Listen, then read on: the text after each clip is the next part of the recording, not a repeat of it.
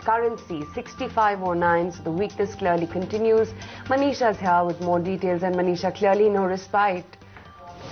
Well, absolutely, yes, Aisha. When you saw that 2% gain on Friday, it was majorly because of the assurances from Finance Minister and also the huge RBI intervention that you had witnessed in the market.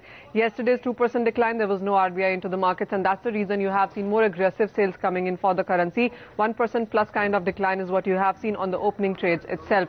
Having said that, you also have seen month-end demand coming in from OMCs and other importers and banks as well. There is global cues also giving you weakness there. Most of the Asian currencies yet again have opened on a lower note in the early morning trade today as well. And apart from that, the Indian equity markets also continue to be jittery, and that is adding to concern.